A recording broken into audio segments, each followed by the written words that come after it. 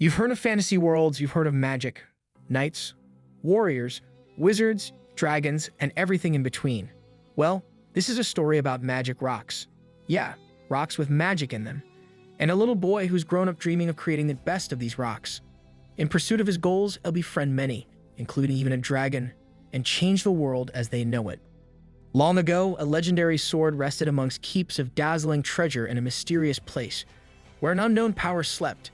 This place was the most legendary of dungeons, guarded by the flame dragon Haluga. Many would challenge Haluga's dungeon, from warriors to mages, and even the army of the Great Empire. However, all were turned to ashes by the beast, all except one who was neither a hero nor some great leader. A single eccentric adventurer named Edmund Dantes, who was wandering the world to study magic stones, descended into the dungeon in pursuit of the dragon blood stone. Rumors about what happened between him and Haluga spread like the flames of the dragon itself, though none know what truly occurred. $5 says he took inspiration from Donkey from Shrek. If you know, you know. Miraculously, Dantes returned alive, and with the knowledge he gained of the dragon blood stone, he forged a magic stone that would change the world itself. This stone was Eler, the man who changed the world with a single magic stone. Edmund Dantes. This is his story. Psych. Nah. Check out this scrawny kid idolizing Edmund's statue. The story is actually about him. To this boy and the people of his world today, Edmund is revered and known by the title of Peacemaker. On a bright and sunny day, we see a potted plant gaining nourishment from a little blue rock that's slowly leaking water. Holding this pot is none other than our young MC, Seiji, and he's being praised for creating this rock by a couple of old geezers. At their question, Seiji explains that he grafted water ether and amplification ether together to create this incredibly useful tool. Call me crazy, but looks like he just tied him together. With a bright and hopeful look in his eyes, Seiji tells the old guys that their village's farm should be able to survive a bit longer with this item. Unfortunately, the reality is often harsher than one's hopes, as the old man explains they probably won't even make it through the year with how barren their land has become. Right as the trio are lamenting their situation, a couple of loud mouths, sleazy douchebags stroll up with grins dripping smugness. These two are Lloyd and Butch, members of the Wolves Guild. Without wasting a second, they accuse the three of secretly trading illegal ethers. Then, the sleazeball starts monologuing about ether and how special it is, since it's a metal with a magic spell imbued inside it, instead of just raw mana. Finishing off his exposition dump, he exclaims that ether is the pinnacle of magic forging technology and calls Seiji's creation inferior. Unwilling to accept such insults to the boy, the old man, who's actually the village chief, tells the wolves that their ether prices are far too unreasonable. If anything, the village will starve because of them, sooner than from the drought and famine they're facing. Preach, Gramps, tell those smut bags what for. Unfortunately for the geezer, Lloyd and Butch don't appreciate being called out and start screaming about how their guild is the only thing that's kept this village alive through 3 years of drought. As if that wasn't enough, they then tell the old man he's free to stop paying them as long as he's willing to face their guild master, Volg's wrath. Okay, yeah, I hate these guys. Sufficiently cowed by the veiled threat, the older man can only watch on as Lloyd then turns on Seiji. At first, it seems like he's praising the boy for being an aspiring peacemaker and a hard worker. After all, he scavenges for discarded magic stones and forges so-called fake ethers to help his village's people. But of course, all Lloyd cares about is that their sales have plummeted because of him, and tells him their guild master is beyond pissed at the boy. Despite their clear distaste for Seiji's actions, the numbskulls seem to be neutral towards the boy himself and promise to let him off, if he just does them one favor. That is, he has to be their guide in a nearby dungeon, where he used to work in the past. They even offer to let him grab any magic stones he finds in there if he agrees, and all he has to do is keep quiet about this arrangement. Eager for the chance to learn more about magic, Seiji agrees instantly and leaves with the wolves after saying goodbye to the adults. Unbeknownst to the young man, the wolves' intentions with him are far from good. Not long after this moment, we see a scene straight out of any kid's nightmares. Seiji is hiding deep in the dungeon, fearful for his life, while the wolves search for him with murderous intent, terrifying the boy to his soul. Convinced that he'll die here, Seiji suddenly feels himself thrown against a wall as Lloyd and Butch finally find him. Afraid, betrayed, and confused, Seiji asks why they're doing this, to which Lloyd reveals their plan was always to trap and kill him. In fact, Volb himself ordered it. He's a child, damn it. How scummy can you be? Before he brings his sword down on the boy, Lloyd decides to gloat and belittle Seiji for thinking some no-name orphan like himself could ever be a true peacemaker. With a manic grin on his face, Lloyd lets the blade fall for Seiji's skull, and the boy prepares to meet his end. However, right at the last moment, when his life is flashing before his eyes, Seiji is saved by the appearance of a red-headed stranger. Opening his eyes as he realizes he's still alive, Seiji is stunned to see this stranger, wielding nothing more than a simple stone hammer. Perhaps even more stunned than the boy, however, are the flea bags who attacked him. After babbling in shock for a bit, they ask the newcomer just who the hell he is. In response, the young hammer wielder simply gives them an unimpressed glare and states that he's a passing blacksmith. Pardon? I'm calling Cap here and now. Emboldened by what they believe to be a non-threat, the wolves get closer to the red head and start talking down to him, telling him to just leave. When the blacksmith refuses, Lloyd raises his sword and thrusts it right at him without warning. Unfortunately for him, this guy's quite literally built different, as he straight up bites the incoming sword and shatters it Saitama style. As everyone else watches in utter shock, the redhead simply insults the sword's taste with disgust and proceeds to batter Lloyd's head with a knockout punch. Terrified but still full of misplaced arrogance, Butch starts babbling about how the redhead's made a grave mistake. Thanks to his own rambling, the egghead doesn't sense the two others walking up behind him, until the redhead uses them as a distraction to knock him out. With the wolves subdued and Seiji's life saved, the boy repeatedly thanks them and asks how he can repay them. Despite the blonde's overly enthusiastic personality and the short dude's quiet one, the trio seem like good people. The redhead introduces himself as Mara Havel, while the blonde is Fennel and the shorty is Mace. With the formalities done, Mara tells Seiji to be careful and run home. They, on the other hand, are heading deeper into the dungeon, or at least they would be if they knew which way they were going. Once Seiji points this out, he learns that these guys have been wandering around the dungeon's maze in circles for a while now. As Mara and Fennel start bickering about whose fault that is, Seiji speaks up and offers to be their guide, as thanks for saving him. To prove he's capable of doing so, he pulls out an ether of his own creation. A direction ether, or at least, that's what Mara thinks at first, only to realize the thing is actually a fake, formed by gluing together some magic stones. Despite Seiji's insistence that his methods work, Mara and the others are convinced that he's just too optimistic and can't actually guide them. Of course, their minds are changed pretty quick when Seiji's ether does function just as a normal direction ether right before their eyes. As Seiji leads a stunned and intrigued Mara deeper into the dungeon, nobody notices Lloyd waking up and staring after them with intense rage. Damn it, should've just game ended the bum. Once the group is through the maze thanks to Seiji's ether, Fennel starts praising and thanking him in equal measure.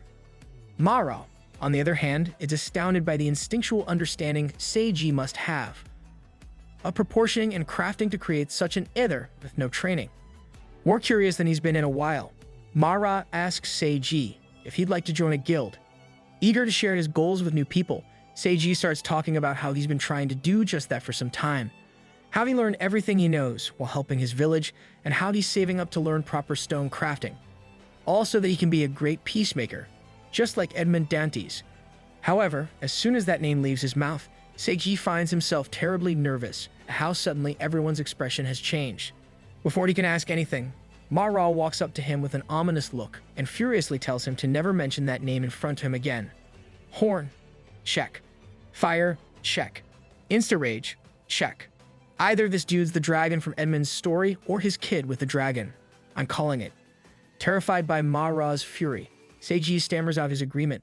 Luckily, a quick prod from Fennel is enough to calm Mara down and make him apologize to Seiji for his reaction.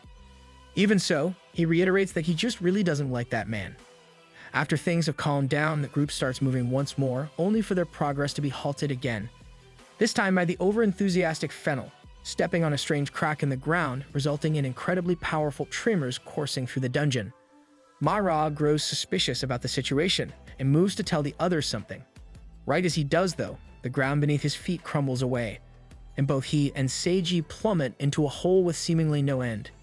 As he falls, it's all Mara can manage to scream a warning to his friends that the ceiling above them is collapsing as well. Holy mother of booby traps, this is insane. As Ma-Ra and Seiji continue their descent, the blacksmith grabs the screaming brat by the collar and proceeds to reveal his hammer's special ability. The weapon, Tabasco, can stretch and extend to an insane length, allowing Ma-Ra to slam it into the ground and use it as a pole vault to make a relatively safe landing. The slam of this hammer on this ground in this dungeon marks the beginning of the adventures of Seiji with the Wandering Blacksmith Guild, Red Pepper. Well, that and the violent puking Seiji proceeds to perform. After gathering themselves and taking a look around the room they've landed in, Ma-Ra proceeds to lose his crap and start kicking rocks.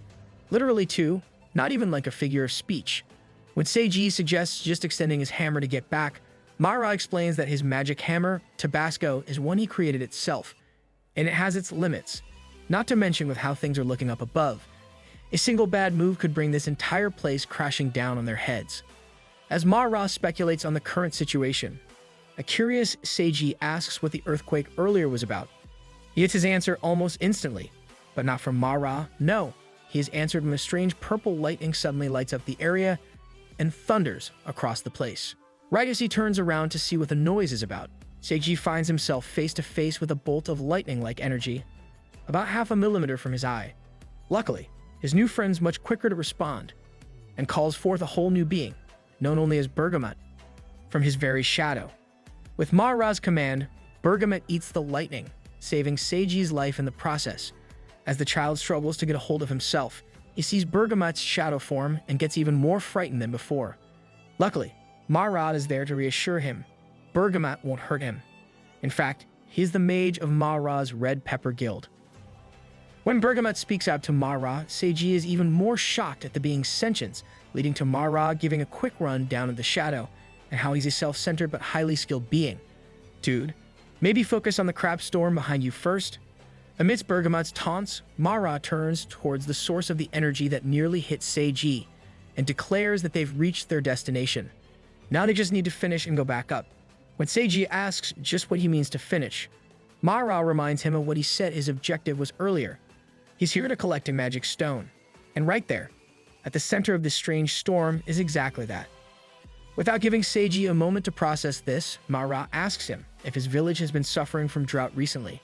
When the stun boy asks how he knows about that, Ma-Ra explains that farms facing such challenges have increased by an unnatural amount in the past few years.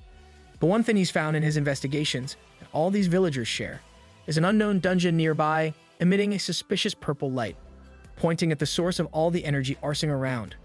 Ma-Ra explains that it's the core magic stone of this dungeon, and they call it Aronia. Still consumed by his curiosity and 1,000 new questions, Seiji moves to ask Ma-Ra something, only for the blacksmith to tell him they don't have time to talk anymore. If he leaves this Aronia as it is any longer, it'll explode, and that won't be a pretty firework as Frieza would say. Up above, Fennel and Mace can be seen racing through the dungeon to escape before the collapsing tunnels can fully trap and crush them. Upon Fennel's worrying, Mace reminds him that Ma-Ra and Bergamot will get out of there just fine. Then, without any real warning, she grabs Fennel by his belt and proceeds to fly them out of the dungeon at absolutely insane speeds, dodging falling debris all the while. Once the pair are finally out, Mace comments on how they were lucky to get out. Fennel, on the other hand, is more concerned with the damage he's taken and the missed opportunity to pose as a flying superhero. Yeah, this dude needs to get help. More important than all of that, however, is the extraordinarily bright purple pillar of light reaching into the sky from the dungeon. Both Mace and Fennel can only watch on in concern and hope that their leader will stop this before the entire area is blown to Kingdom Come. Back with the others, Seiji is blown away, pun intended, by the info about the Aronia exploding. As he suddenly starts being assaulted by the Aronia's defensive measures, Ma-Ra makes up his mind and tells Bergamot to do something for him. Instantly, the Shadow knows that Ma-Ra wants him to focus on protecting Seiji, and he refuses. After all, does he really plan to dispel this Aronia alone? Even still, Bergamot doesn't outright reject Ma-Ra's plea, and instead gives him an ultimatum. Either he succeeds at this without any trouble, or Bergamot drops the kid faster than a hot coal on a July afternoon. The two continue to argue for a bit, until Ma-Ra has had enough, and firmly orders Bergamot to just protect the kid. Reluctantly, Bergamot rushes to Seiji and creates a protective barrier around him, while Ma-Ra rushes closer to the Aronia. Once he's in front of it, Mara grabs the thing with a pair of tongs, then brings Tabasco down like the judgment of God itself. A terrified Seiji stumbles to the ground in fear, asking just what the hell is going on. In response, Bergamet simply reminds him to stay calm and still inside his barrier.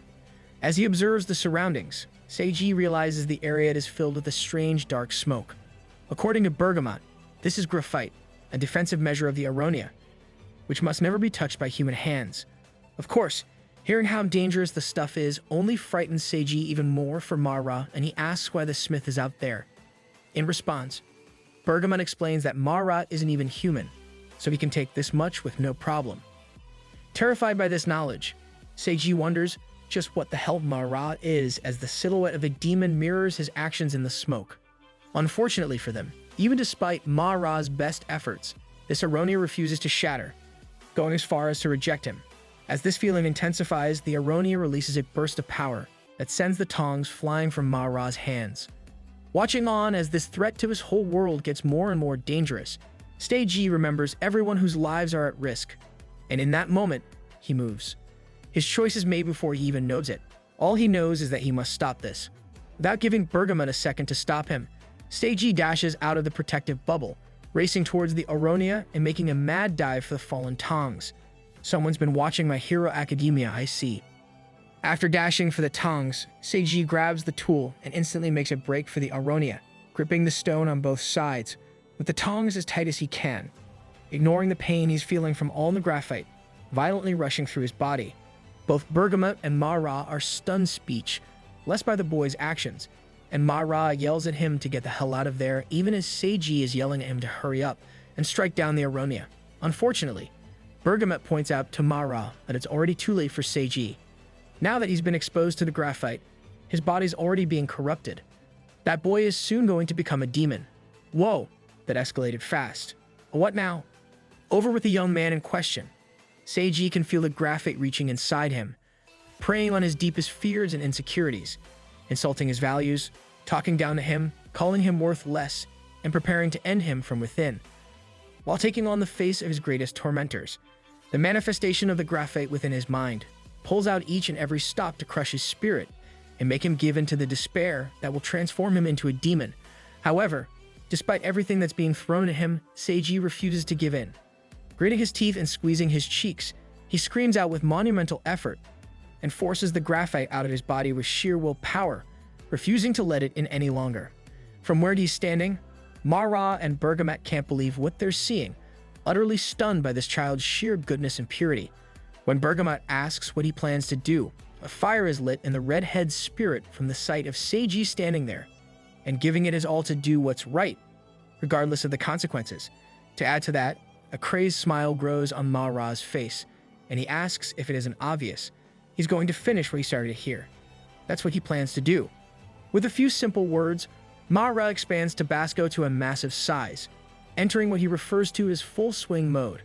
With the hammer enlarged, he walks towards the Aronia with confidence and asks Seiji for his name. Looking up from the task he's taken on, Seiji tells the redhead his name, prompting a fiery smirk from Mara, who praises him for being a pretty interesting dude. Fire leaking from his mouth, Mara grins at the boy and tells him not to disappoint him. With what he's shown so far, he's not some weakling who'll just give in to the graphite, is he now?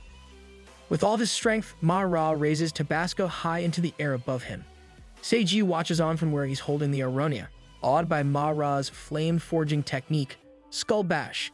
As soon as this makes contact with the Aronia, both young men's world is overtaken with white. The ensuing explosion is so massive, it reaches up into the heavens themselves, easily seen by even those outside the dungeon. In the aftermath of their efforts, Seiji finds himself completely devoid of any more energy and collapses to the ground, looking only marginally better than a dried-up husk of himself. Luckily, Mara catches him just before he hits the ground, and gazing upon the boy's exhausted expression, he praises Seiji for doing so well today. No homo, just a bro bigging another bro up. Later, Seiji wakes up with a jolt, sitting upright between Fennel and Mace, who were messing with him. Over by their makeshift campfire, Mara looks up from the soup he's eating to lock eyes with Seiji.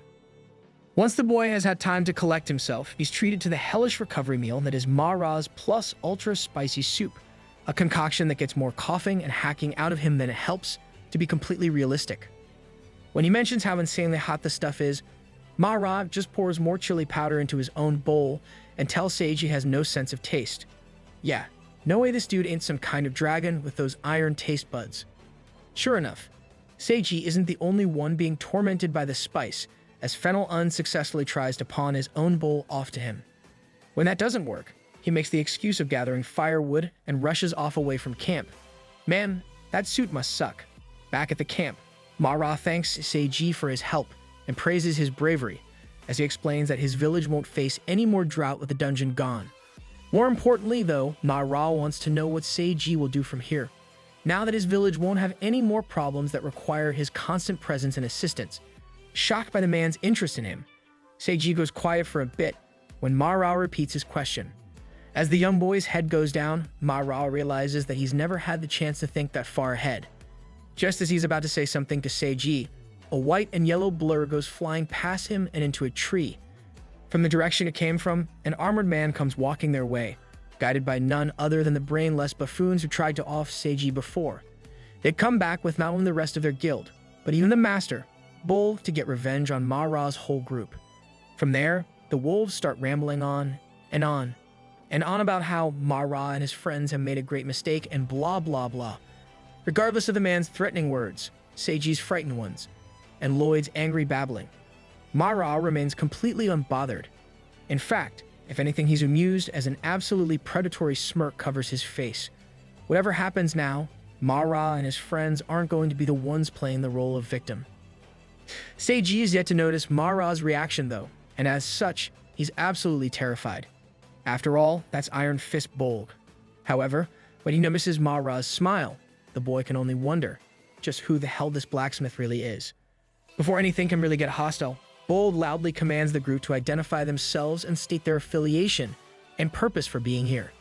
Who died and made this guy border patrol?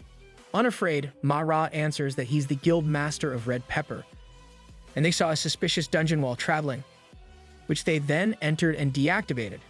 I'm sure there's nothing wrong with that. Oh, Bolg is pissed with a capital P, demanding to know who the hell asked them to deactivate the dungeon. Upon hearing this, the cogs in manhwa's brain start turning. Before he can make any accusations, Seiji tries to get him to back off for their own sake, telling tall tales about how strong Bolg is and how the ones with him are the Wolves Guild's elite squad. Unfortunately, this has the exact opposite of the desired effect, as manhwa starts cackling with glee and stands up before telling Bolg that if he brought the whole elite squad, then he can't just let them go now. With Tabasco raised like a spear, he screams an order for everyone to charge. Oh boy, this won't be pretty. Hearing his call, Fennel pulls himself free from the tree he landed in earlier and walks over to stand at manhwa's side. Even he's laughing in anticipation of fighting with his chief after so long. Before they get started though, manhwa orders him to drop his axes and only use his fists. Over with their enemies, the wolves wonder if Fennel's action is out of arrogance or actual skill. Faster than they can blink, Fennel suddenly launches off the ground and flies right at Bolg with his fist raised. Only one man is fast enough to intercept him, the head of the guards, Vecnarius. As he starts monologuing about how none may face his master, Fennel just casually shatters his sword with his bare fists, stun-locking the bald man and his allies. Seiji watches on in wonder as Fennel proceeds to throw a punch right into Vecnarius' jaw, knocking him clean out. As another furious wolf attacks him with an axe to take out Vec, everyone who doesn't know Fennel is treated to an inhuman sight. The axe completely shatters on contact with Fennel's skin. This prompts the blonde to explain that weapons can hurt him. That's just his nature. The man is literally just blonde Kirishima. This can't be legal, can it? Sensing the growing unease in his men, Bolg rallies them with a war cry and commands them all to attack Fennel as one. As you expect though, that approach doesn't do a thing, as all their weapons just break upon hitting him. From there, Fennel takes his time having fun with the wolves, tossing them around and smashing through them like nothing more than wet tissues. Thanks to his ultimate defense, one after another, he absolutely crushes the men. Unfortunately, his superior defense really is Fennel's only real specialty. Once the wolves dogpile on him so much that he can't get out, the guy's pretty much trapped.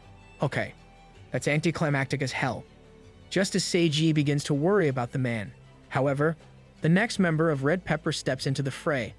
Fennel may be their tank, but Mace is their attacker. With a single spell, the young mage launches a cyclone of rocks at the wolves, knocking a good number of them straight out of the clearing. As the dust from that last attack clears, a smug laugh can be heard from within it. As it turns out, a good few of the wolves manage to survive, thanks to some defensive ether that Bold bestowed upon them. As the man using the shield continues to arrogantly brag about it, Mace just deadpans and swipes a finger down, knocking the idiot out via rock to the cranium from above. From above, you ask? Yeah, Steve. Turns out that while they were all busy wailing on Fennel, Mace used the opportunity to set up what's practically a miniature asteroid belt above the clearing. The wolves can only look up at their incoming doom with terrified expressions before they turn tail and run as fast as they can. They're not fast enough though, as Mace starts bombarding the entire clearing at rapid speeds. Mace is forced to stop before long though, as manhwa starts screaming at the mage for bombing the place so randomly when he and Seiji are still right there. Screw Fennel, I guess. Despite how short-lived it was, Mace's meteor shower more than did its job, with most of the Wolves Guild now utterly decimated. Even their leader, Bull, is left with a completely blank expression, realizing that he's way out of his league here. Seeing that the battle is basically over, manhwa starts marching towards Bolg while asking why he's gone this far to attack a simple wandering guild, when the dungeon's already been emptied. As he gets closer, he starts to lay out the conclusion he's come to. For his guild, that dungeon was practically a constant income stream. After all, as long as it caused the village's drought and famine to continue, the people would be forced to buy from the wolves to survive. And when they try to clear farmland far away that's unaffected by the dungeon, they charge insane fees under the excuse of security. Their whole business model here was to make sure the dungeon stayed around so they could keep milking the village dry. And perhaps even more importantly, that means he knows something about Aronia. Realizing that he's looking into the eyes of his end, Bolg starts panicking and activates his last resort in an attempt to kill manhwa. With his special magic gauntlet bearing the steal spell, he can steal power equal to his own maximum from the reserves of his opponent, and he can do this 5 times.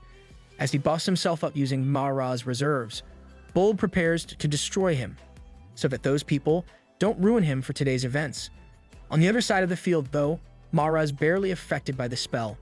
After all, if Bolg's maximum power is 5 and manhwa's reserves are over 100, well, you do the math. As manhwa asks him to spill whatever he knows about Aronia, the guildmaster launches himself at the red head, screaming for him to get lost. Unfortunately for the tool of a man, manhwa just nonchalantly slams Tabasco into his skull, crushing him into the earth and cratering the land around him in a single instant. From where he's standing, Seiji can only watch in shock. Did he just defeat Iron Fist Bolg in a single blow? As for manhwa himself, he can only look down at Bolg's collapsed body with anger and disappointment. All he wanted was some answers, damn it. Not long after the defeat of the Wolves Guild, Bolg can be heard spilling his guts to the Red Pepper Guild members about how they're originally from a private mercenary group. For ages, they lived a life of running errands and being chore boys for higher-ranking guilds. Right when Bolg was desperate for a big payday and his men were getting restless, salvation appeared in the form of a mysterious hooded man. This man was the one who approached Bolg and offered him a job. Nay, an offer. In fact, you might even call it an offer he couldn't resist. This man offered Bolg the Aronia and told him all he had to do was protect the dungeon. In turn, he can reap the profits of a dying village. After that, it was all history. Ever since then, Bolg has been acting as the boss of this area, funded in ethers for themselves and the village by that same hooded man's organization. In his pitiful state, battered and bruised, Bolg vows that this is all he knows. While Seiji is shocked at the revelations, manhwa just smacks him with Tabasco one more time. Can't blame him, I would too. Then suddenly, the red head explodes in anger at the man for not having a single shred of info that's actually useful about that hooded dude. Terrified of the young man, Bolg swears that he's telling the truth and begs for mercy. Unfortunately for him, manhwa's all out of that crap. Almost feel bad for the douchebag. Almost. At a later time, the scene shifts to manhwa and his 2 companions resting on a hillside, lamenting the fact that their latest lead was a total dud. After all, there's no way Bolg wouldn't have spilled after that last beating. Could have sworn I've seen those pixels somewhere before. As manhwa closes his eyes in frustration, he suddenly hears Seiji calling his name. Looking up, he sees the kid has arrived and gathered all the villagers as he asked. Instantly, Ma-Ra hops onto his feet while Seiji explains who they are to everyone present. The village chief mirrors the shock of everyone else when they learn Iron Fist Bolg has been defeated, but that's nothing compared to their joy when Seiji reveals all the ether hoarded by the wolves has been retrieved for them. Overjoyed by the chance to rebuild their village anew, the people get to work planning things immediately. The only real issue they still have is the disparity between the land covered by their fields and the number of ether available. To prevent any fights over the ether from breaking out, Ma-Ra finally steps forward and addresses the villagers himself.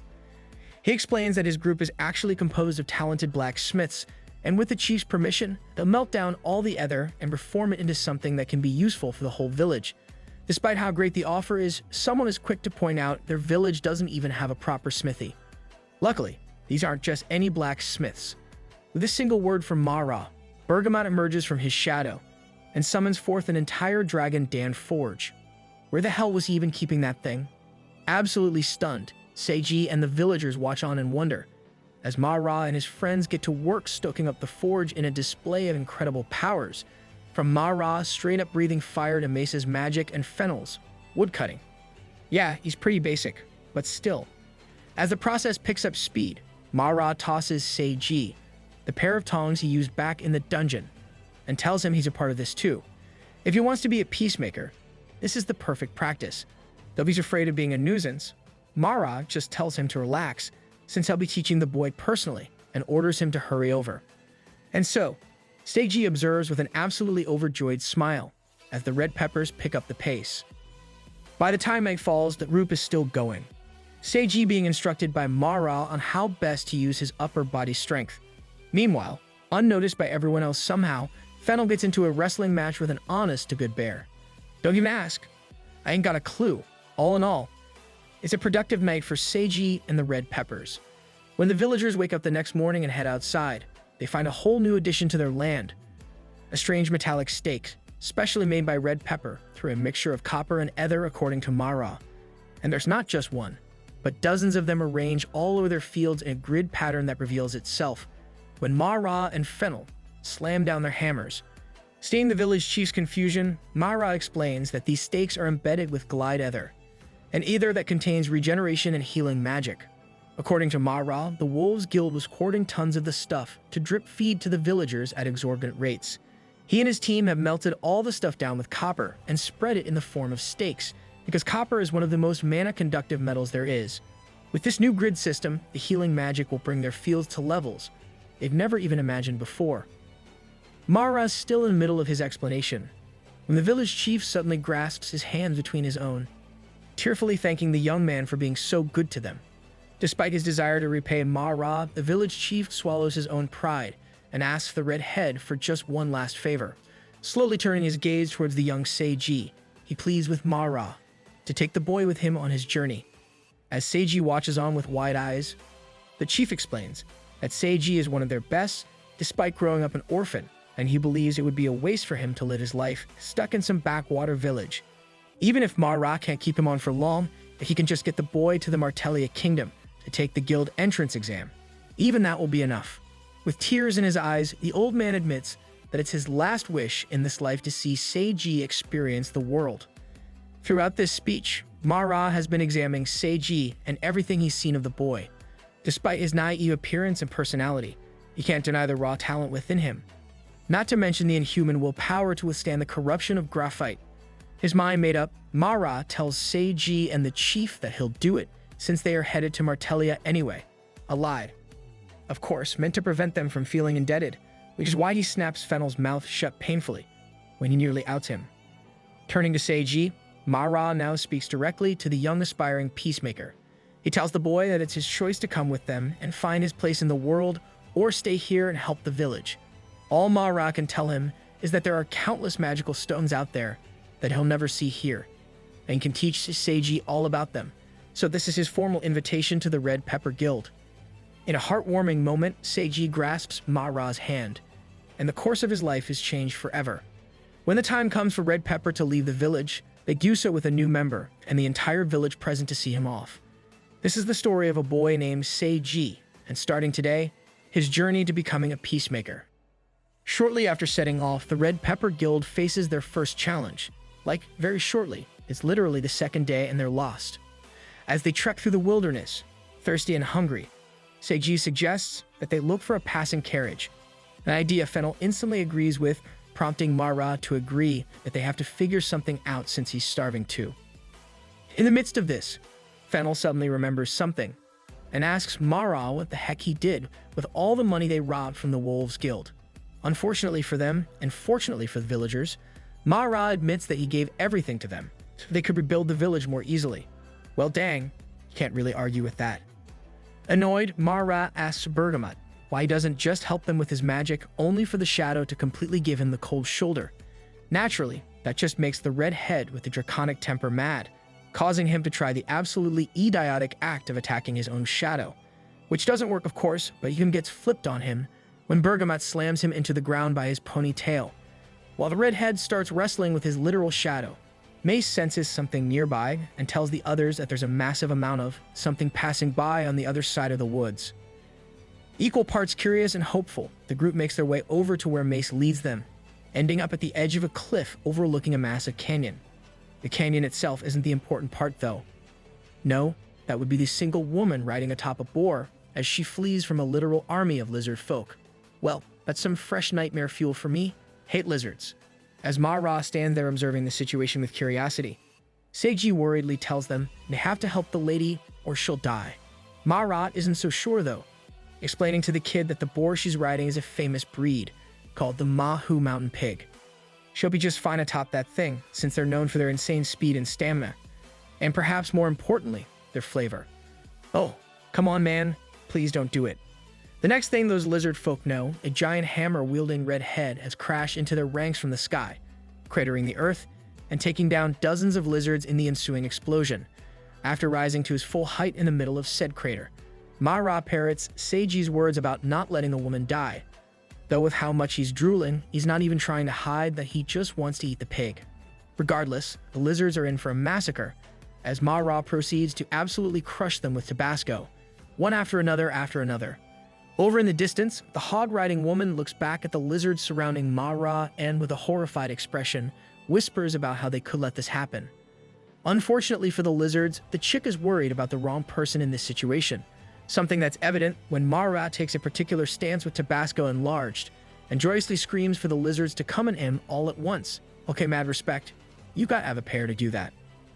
As the lizards close in on him, Ma-Ra declares the name of his move, pyrometallurgy, before slamming Tabasco into the ground and causing a massive geyser of lava to explode out wards in all directions, vaporizing a good chunk of the lizards.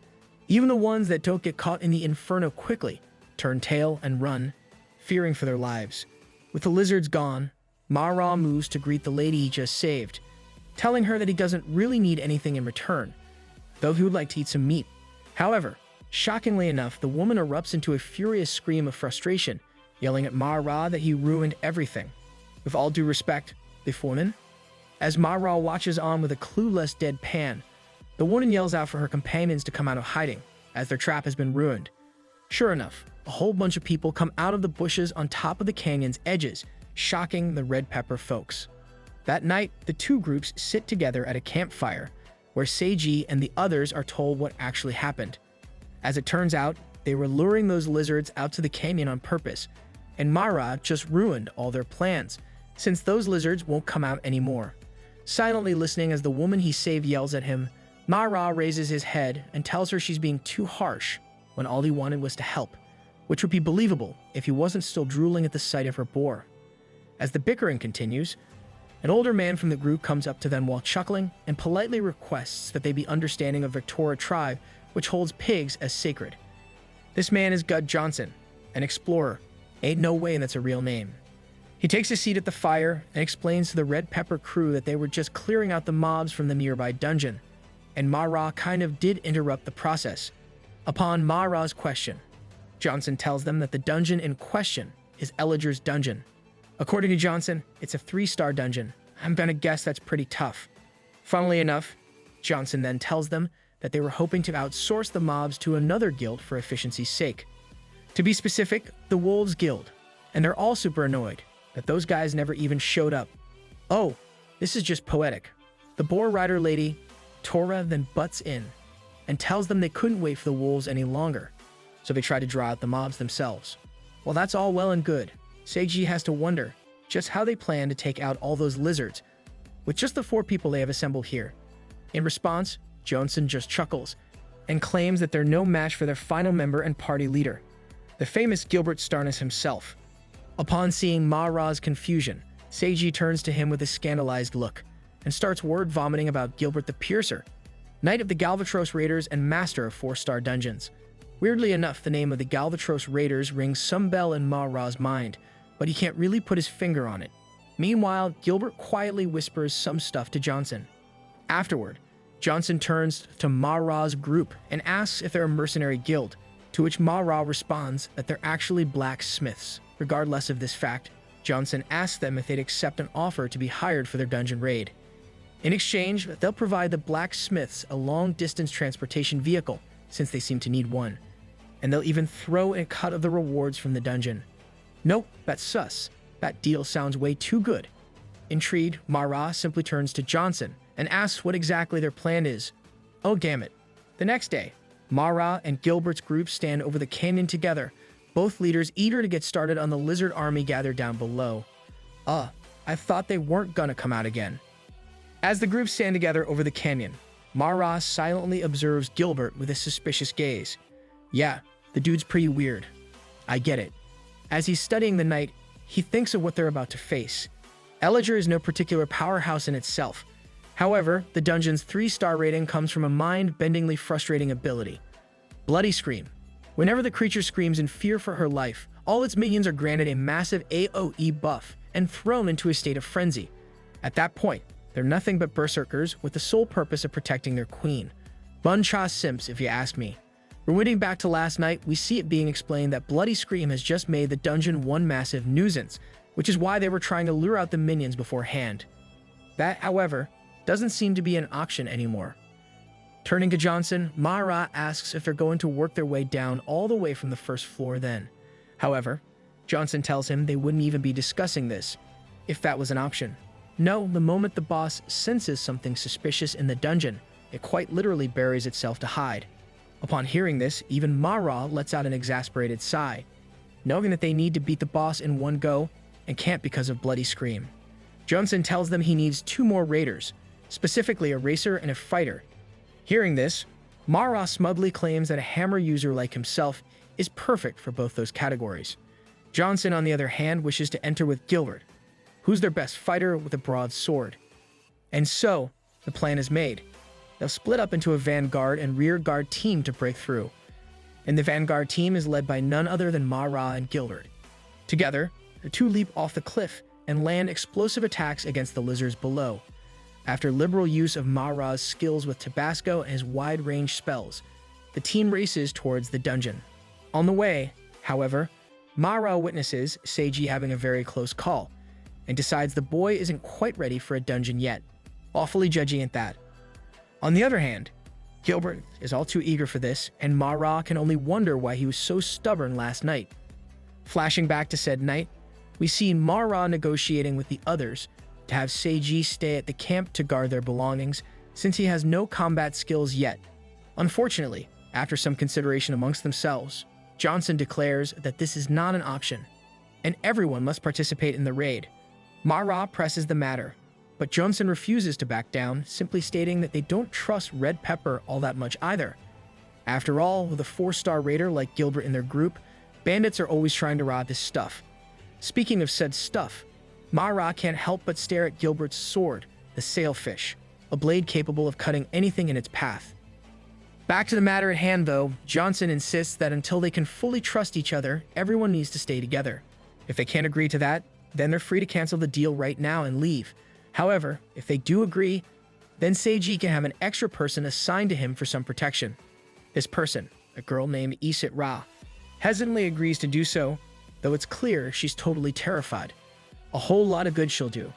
Since the plan is ultimately only really putting Seiji at risk for their sake, Ma-Ra leaves the final decision up to the young man. And as expected of his pure heart, Seiji agrees to the demands of Johnson, determined to earn his place as a member of the Red Peppers. Now, in the present, as he runs and dodges the lizards in their way, Seiji thinks back on how Mara not only saved his life, but even helped rebuild the village. After all that, he refuses to be a burden on the man. He has to be strong for everyone. Right as he comes to this powerful conclusion, Seiji greets Fennel, who's now running alongside him with a lizard wrapped around his head. Sorry, he what now? Shockingly enough, though it really shouldn't be, Fennel didn't even realize the damn thing was there, only now freaking out after Seiji points it out. Meanwhile, Mara has finally reached the entrance to the dungeon and steps inside first, only to see the stuff of nightmares. A veritable sea of darkness, illuminated only by the shining yellow eyes of hundreds of lizard folk. Yeah, that's not good. Without giving it so much as a second, though, Mara leaps into action, nearly activating blazing pyrometallurgy. However, right at the last second, he's forced to abandon his skill altogether and focus on dodging Gilbert's sword, as the blade just barely misses him on its way to a lizard. Having just narrowly escaped a gruesome death of his own, Mara watches several lizards being impaled by the blade, the power to extend itself. After getting his feet beneath himself, Mara wonders just what the hell that was on Gilbert's end. Right before his eyes, the knight proceeds to slice and dice every lizard in sight with a single seamless movement.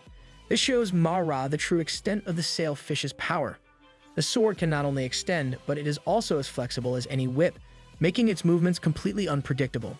From the opposite corner of the cave, Seiji and the others marvel at Gilbert's skill and his sword's incredible ability. This is the true power of the hero, who defeated a 4-star dungeon, Gilbert the Penetrator. I know for a fact every single one of you is thinking the same thing I am. Despite the amount of lizards he's just killed, though, there are even more still about to come down on their heads. After informing Gud Johnson of this, Gilbert proceeds to move further into the dungeon, Mara hot on his tail. Despite his disdain for taking orders from anyone, Mara keeps his mouth shut and follows after the knight. Meanwhile, Johnson orders Isitra to do it now. In response, she brings out a bunch of magic stones from her bag and launches them in seemingly random directions, embedding them in the walls. Then, she forms a shield around herself and Seiji for the boy's protection, leaving Johnson free to fight the lizards without any fear of harming his own allies. Using his own lightning ether-embedded gloves, Johnson valiantly fights off the incoming lizards, all while barking out orders. He calls out to everyone that the vanguard has gone down to capture Eler, so the lizards here will go berserk soon. As you'd expect from a psycho, Tora is just excited by this prospect, ready for a greater challenge. Seeing his fighters assemble, Johnson declares that no lizards shall get past them, and Gilbert will then defeat Eler once and for all, so they have to hang in there until that happens. Meanwhile, down in the depths of the dungeon, Mara continues to observe Gilbert with accusing eyes. He can't fully put his finger on it even now, but something about the knight just really puts him off. Meanwhile, over with the others, Fennel is having the time of his life, hacking through lizard after lizard and playing into his whole warrior roleplay bit. Similarly, Mace is doing a great job taking out the mobs with magic. From behind them, Tora actually admits that they're pretty impressive, which she hadn't really expected. Quickly mounting her boar, she charges into the fray as well, unwilling to be shown up by the new guys. Little too late for that, to be honest. Together with the boar and her magic, Tora charges through the lizards, tearing them to shreds in the process. And she doesn't even stop there, leaping off the boar and equipping a miniature crossbow, with which she's able to use a massive AoE skill, taking out dozens of the lizards. Watching all this from inside the shield Isitra created, Seiji is in awe of how incredible everyone here is. Despite how well everything's going, though, the boy can't help but be concerned for Mara and hope that he makes it out of this unscathed. Speaking of the devil, Mara is already much deeper in the dungeon, chasing down some stray lizards and knocking their blocks off with Tabasco as he makes his way to the queen. Finally, while chasing down the queen lizard itself, Mara sees it trying to escape underground. Confirming the information they have on the creature, Mara is determined not to let it get away, though, and he bum rushes the thing with enough speed and flexibility to completely dodge its attack, slide through to where Tabasco has landed from his previous attack, and grab it, all within a couple of seconds. Now that the magic hammer's back in his hands, Mara activates his pyrometallurgy skill once more, fully prepared to let it rip full force, kinda like me when I'm gassy. However, right at the last moment Wing's about to make contact, Mara is forced to dodge out of the way of a whole new attack. Except, this is quite familiar. Gleaming through the darkness of the dungeon, Mara has just dodged an extension stab by none other than Gilbert's sailfish, Of course, Gilbert tries to play it off as a test and a quick attack to prevent the lizard from running. But Ma-Ra's had more than enough of this dude's crap, staring the man down with an intense gaze. He doesn't say a word as Gilbert drones on about how they should head upstairs and divide their loot. As he keeps talking, Ma-Ra silently stands up while grabbing Tabasco. Ma-Ra's nothing, if not honorable though, so he abandons the idea of the sneak attack and openly calls Gilbert out, furiously demanding to know what the hell he thinks he's plotting. After all, there's no way that every time Gilbert accidentally attacked him today was really an accident. No, especially with that last attack just now, Ma-Ra can say with absolute certainty, Gilbert has been trying to kill him this whole damn time. Unable to come up with any possible reasoning, Ma-Ra yells at Gilbert to at least explain why he's doing this. Upon hearing that though, a cold fury spreads through the swordsman, and he tilts his head back just enough to put his scar on display and glare at Ma-Ra with contempt. Then, with no more words except a scathing insult, Gilbert's blade comes soaring toward Ma-Ra's face without warning, almost piercing his eye. Luckily, the blacksmith is just fast enough to dodge at the last second, but even he's staggered by how close that was. Furious at Gilbert's betrayal, Ma-Ra grits his teeth and swings Tabasco with all his strength, screaming at Gilbert for trying to kill him, as the flaming debris and dust from Ma-Ra's attack cover the entire half of the floor that Gilbert was on. The redhead starts talking to the man, letting out his anger. He even accuses Gilbert of doing this, so he doesn't have to share the dungeon's loot with them, unable to think of any other reason. However, in response to that accusation, a low and sinister chuckle breaks through the noise, stunning Ma-Ra. As the dust finally clears, Gilbert asks him if he really thinks that's the man's true motive. Saved by coiling his sword around himself to create a cocoon, he emerges largely unscathed, stating that he doesn't really need to hide it anymore, since they've already come this far, as Ma-Ra starts wondering what the hell this sword is to be able to do such things. Gilbert reveals that his entire reason for coming on this dungeon raid with Red Pepper in the first place was to fight Ma-Ra uninterrupted, and not because of some stupid nonsense like loot. Now he wants to end Ma-Ra for the honor of all the Galvatros raiders he served with who died exactly 15 years ago. When Ma-Ra suddenly jolts at the name of Galvatros, Gilbert furiously asks if he remembers them now. 15 years ago, their entire night order was crushed by him. Every single day since then, the scar he got in that massacre has haunted Gilbert with pain that does not ease. At this point, Gilbert is practically lost in his own world, remembering the sight of a murderous dragon standing before him. Now though, things are different. Heat is different. He will not lose to Haluba the Flame Dragon once again. On the other side of the battlefield, Ma-Ra's just confused about what the hell he's talking about. Oh my lord, it's literally the cat at dinner meme. Gilbert, however, either doesn't notice or doesn't care about Ma-Ra's confusion, just going on with his rant on how he'll avenge his predecessors. Brother, you are not him. Chill. Pointing his blade right at Ma-Ra's face, the man swears to destroy the young guild leader of Red Pepper right here and now. As Gilbert screams about avenging his fallen comrades, he doesn't even realize how utterly uninterested Ma-Ra's expression has become. When the sword is raised to point at his eyes and he's threatened, Ma-Ra has had enough. A sudden intense pressure comes over Gilbert, feeling almost as though it's crushing his soul itself underneath. And then, just as quickly as it came, it cuts out, leaving an insanely sheepish-looking Ma-Ra, claiming that he has no idea about any flame dragon or anything of the sort. For a few blissful seconds, all is silent, and then Gilbert erupts, furiously demanding that Ma-Ra stop playing dumb. And if he's really forgotten how they ambushed him while he was taking a dump? Whoa there, hang on. That's a major party foul dude. Funnily enough, that of all things is what catches Ma-Ra up, as he angrily claims that he wasn't taking a dump, but sleeping when it happened. Of course, that simply confirms to Gilbert that Ma-Ra is, in fact, the one he's been looking for, and so, he gives chase. As Ma-Ra flees from the man, Gilbert comments on how he's got no clue why Ma-Ra is in human form, but he has no intention of letting the opportunity pass him by. He asks if Ma-Ra really thinks he missed this window, brings up the Galvatros dudes one more time, and then vows to run his sailfish right through Ma-Ra's heart. Yeah, that's not going to work, brother. Too graphic. Ma-Ra just barely manages to swerve out of the way of the latest sword expansion, before having to bring up Tabasco to block yet another. Finally, growing sick of this game of cat and mouse, he calls for Bergamot, asking the Shadow to help him take down Gilbert, so they can get out of there.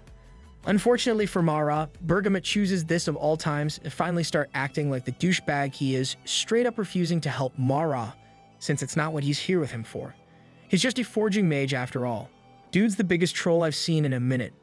As Bergamot taunts Mara by telling him their contract doesn't involve cleaning up his past mistakes, the redhead frustratedly tells him he's useless. In that moment though, Bergamot's true intention shines through as he urges Mara to just go ahead and use his fire. He could end this all easily, with just one breath of the stuff. However, Mara is determined, even if that comment has seemed to sap a lot of energy from his face. He reminds Bergamot that he just can't use his fire to kill people anymore. Not after the promise he's made. That aside, if the shadow isn't going to help, then he can just go right back to sleep, while Mara takes care of this.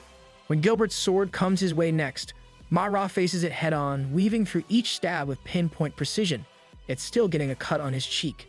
If he keeps going like this, he'll just be dancing to Gilbert's tune and little else.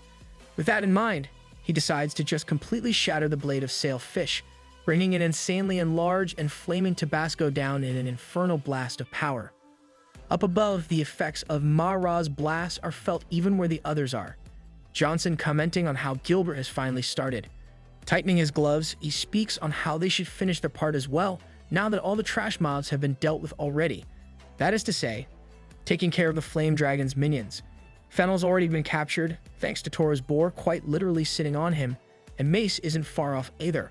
Tora's in a constant struggle to land an arrow on the mage, but Johnson tells her arrows aren't the way to go. All she should focus on is keeping Fennel in check, since it seems that his toughness is his only special trait, lacking any superhuman strength to go with it.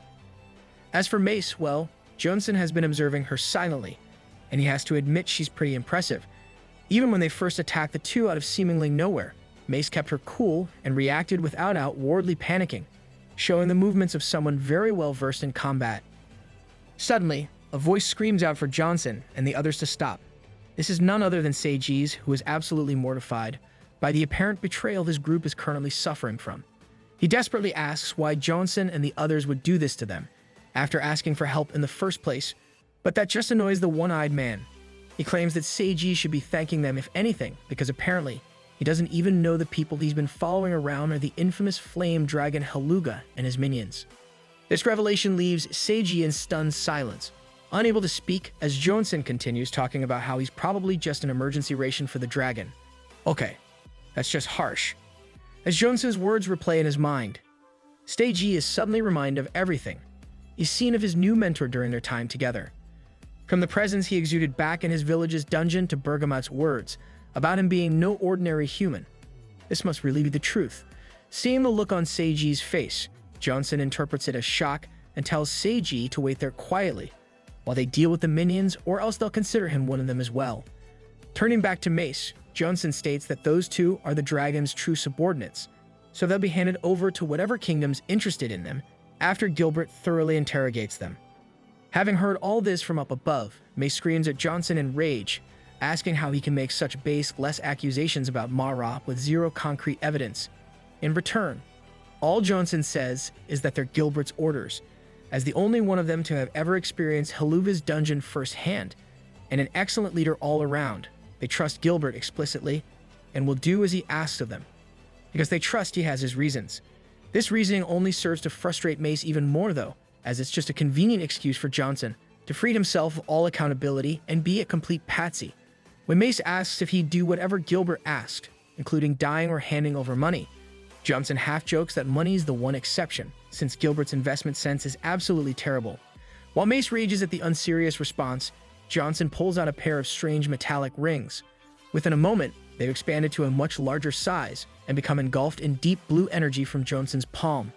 Seeing the confusion on Mace's face, he explains that these rings contain a restraining ether known as shackles, with restraining magic for the entire body forged into the very metal of the ring. It's a specially ordered grade 2 ether with automatic tracking infused in as well. All that is to say, these rings will chase their target until they're either destroyed or fulfill their purpose and restrain them. As such, when Johnson lets the things loose on Mace, it's all she can manage to fly around at ridiculous speeds, maneuvering around the ring's path of flight. In her mind, she channels all her anger towards the situation into determination, to make sure she isn't caught. If they really think they can just kick back and relax, While these damn rings do the job of catching her, they're welcome to freaking try. The end. For now.